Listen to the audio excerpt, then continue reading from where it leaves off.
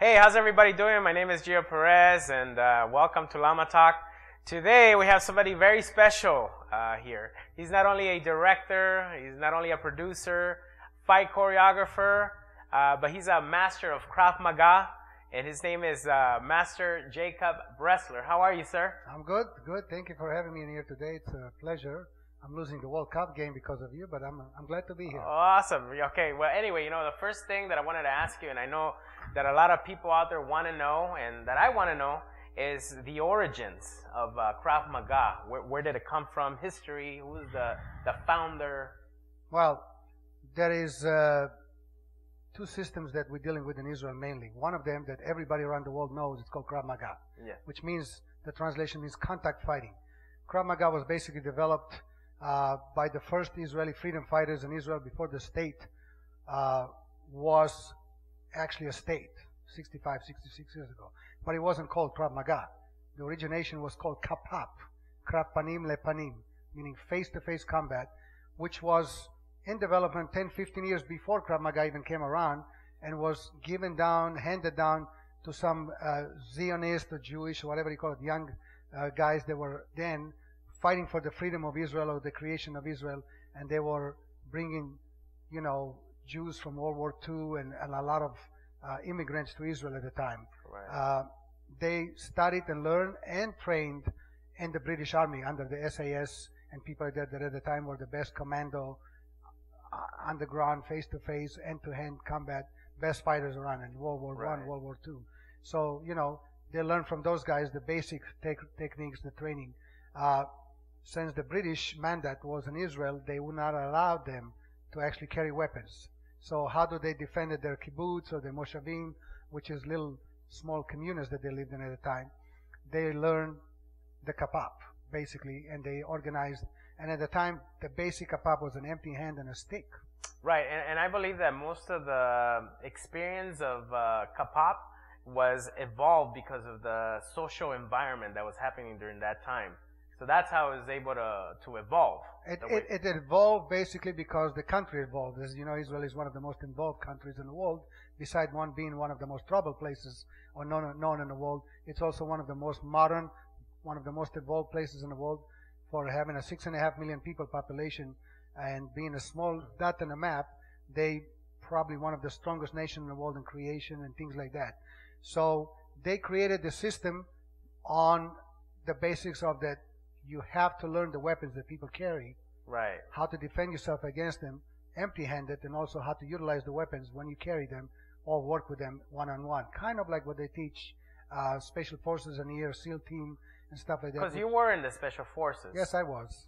But everybody in Israel was in special forces. Right. You know what I mean? Now, did you, another question I wanted to ask you is, what's your personal experience? Did you ever have any hand-to-hand personal experience when you started? And fortunately for me, when I was young, I had a lot of hand-to-hand, bite-to-bite, head-to-head, a lot of street fights, a lot of, rough childhood, kind of what I want to call situation. Then I grew up in a military academy. Fighting every day was our bread and butter, because we fight the older guys, we fight among themselves, we fight for fun. But, the old days when we fight was not like, vicious. We fought when somebody got beat up, he admitted he got beat up, and we moved on with life. And my neighborhood would play soccer a lot. Right. And in soccer games, boy, oh boy, something doesn't go wrong, you play a little bit money, and boy, the headbutt come working and the knees and taking them to the ground and stuff like that. So I got in plenty of my fights when I was young, yeah. Another thing that I actually got some information about you, and then when you started practicing martial arts, you started practicing the traditional arts. I started very traditional martial arts. My first experience on any kind of martial arts was my dad was told to put me in something to kind of calm me down a little bit because I was a wild boy. So they put me in something called wrestling. Mm-hmm. And my first experience was out on my back and some sweaty guys on top of me. So I headbutted him and bite him. That's what I knew how to do. So that was my first experience, and they threw me out of the class. They said, don't bring him again. He doesn't fit. Right. So the next thing I knew is there was a karate class starting. Which is Okinawa style. At the time, there was not the Okinawa style. It was Shotokan. Shotokan. The guy from India, and he was the first guy in my little city teaching Shotokan. Masoyama system. At the time, it wasn't really Shotokan. I found that he had a Masoyama book, which is Kukushunkai. Mm-hmm. So he combined some of the Shotokan traditional to Kyokushinkai. It was a mishmash of stuff, but for me it was like, wow, I can stand up, I can fight, I can kick and punch, and I became very dedicated to it. And in 2 years I got my brown belt until I met my original teacher that came from Argentina. Okay. And he was a Goju-Ryu Okinawa style guy. And I got my tush beat up basically by one of his yellow belts. Oh, wow. And that impressed me so much that I just said, I want to be humble and come to your class. What do I need to do? Right. And at the time, we started training in a basement. In Israel, they have a lot of basement against bombing and stuff like that. Right. So you train in a basement. If you never train in a basement in your life, I trained with Benny the Jet in a basement, actually, Right. in Pacoima. The smell is enough to make you a martial artist. Right. Makes you a very good The martial artist. humidity. The smell, the humidity, Yes. the sweat of the guys, the feet. So, I mean, I trained like that in a basement in Israel. And I did about 3 years with my instructor. And then I went on and moved on to the United States. And then I came back to Israel and stuff like that. I accomplished my black belt. And so Goju-Ryu was my second style that I studied. My actual style that I got my first black belt in. And then, of course, I came to the United States looking for Goju-Ryu. It was very, very difficult. Right. The only one they had is in San Francisco, traditional. They do have now one in Santa Monica, which I never visited. But I got involved with Benny the Jet Orquides, as you know. Right. And he said, and here you just drop everything. You just do your Kidokan, way of life, and kickboxing is our part, the second part of what we do. That's it. And, I became a kickboxer and a Yukidokan practitioner. Awesome. Yeah. And he's actually influenced a lot of people around the world, because I actually met some people in Mexico that had trained with him here, and they were also, preaching Aikido-kan over there. Another thing I wanted to ask is about the weapons. I know weapon is very specialized when it comes to kapap. Can you tell us a little bit more about, because I saw one of your videos, and it's not only about disarming, okay, but you're also, knowledgeable in what weapon they're attacking you with. What do they have? So you go beyond not just removing weapons, but what type of weapon you're dealing with. Right. The mishappening and the traditional martial arts out there, and especially now that is very popular and famous, what it's called self-defense or close quarters fighting. See it all over Black Belt magazine and everywhere else in the world. A lot of people are famous. Right. They're famous in their own mind. They train with some other people. They train with some other people. When you come from the origination where it actually happened and the mentality and see what and how they work there, it's a little different. Yes, everybody puts a little bit of their own, putting in it like you did probably, I'm sure, with your own style. Right. We all add up some stuff that works with us. I took a lot of that and developed a system which I teach a lot. It's called Street Smarts. And Street Smarts, I actually did a DVD that was one of the most successful DVDs selling today from TRS. It's called Street Smarts with Jacov Bresler. You can see it online if you can find it and buy it. It's about $65, 2 copies.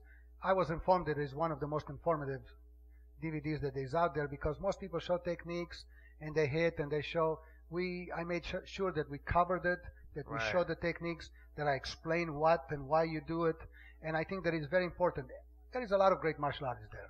Right. Better than you, better than me, Benny, than a lot of people. Right. But what I learned from Benny and some other people like him, Mr. Park and stuff that I train with, is that be a good instructor, it's very difficult. Right. A lot of people can be world champion. A lot of people can be incredible martial artists. Probably a Right. lot better than your own self. Your students can bypass you.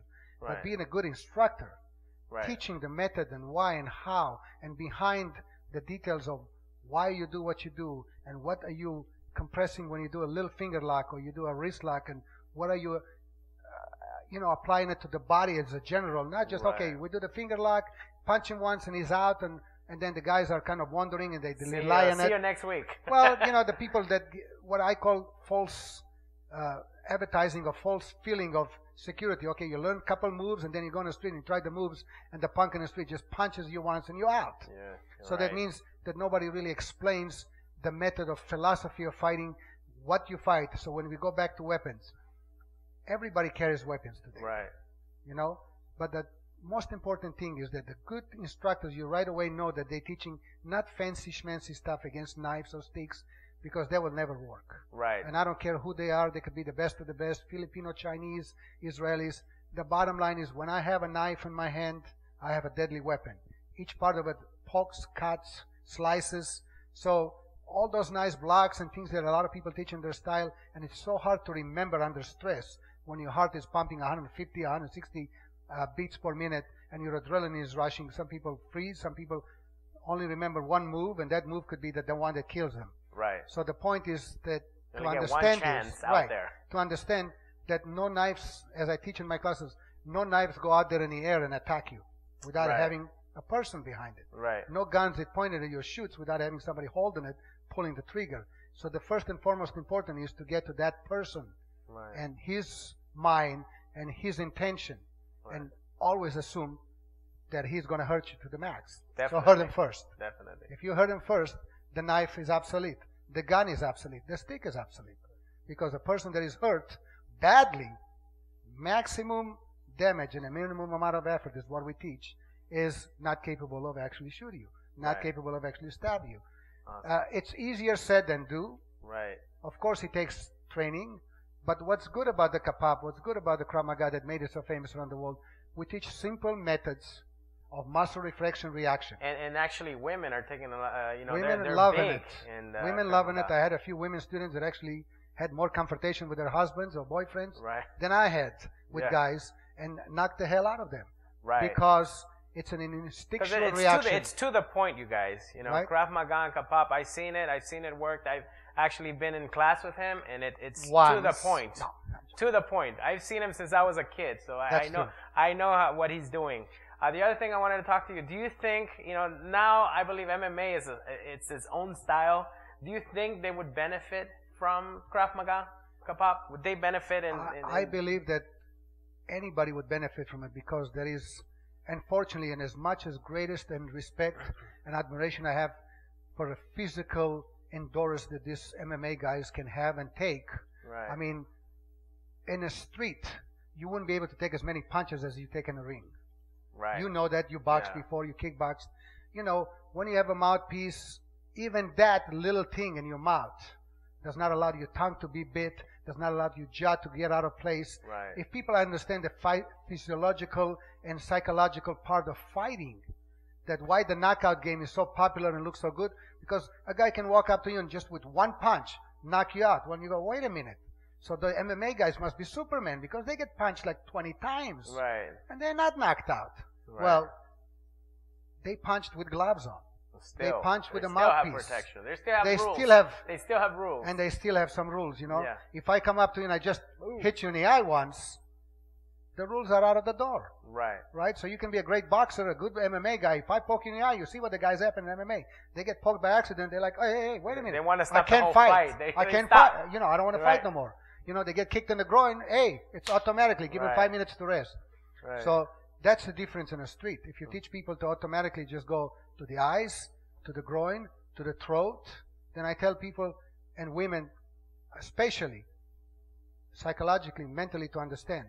If you only think about that and don't have to worry about anything else stress-wise, technique, turn them around, flip them, wheel them, head, just think about that.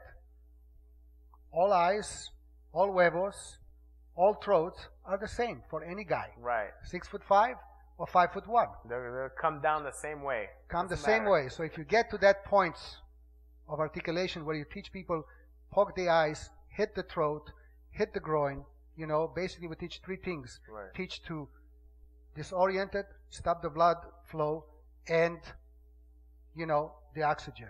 Those are the three things that you can fight with. If you don't Awesome. breathe, you ain't fighting. Yeah.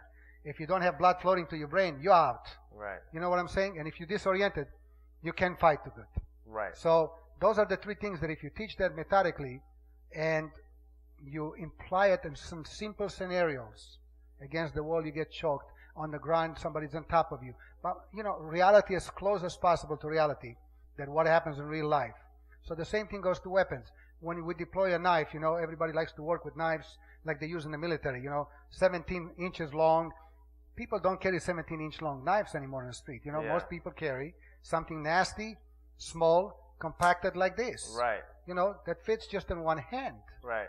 So who you fighting, the knife or the person's hand holding the knife? Right. You know what I'm saying? So that's the difference that people don't understand, that you just have to adjust.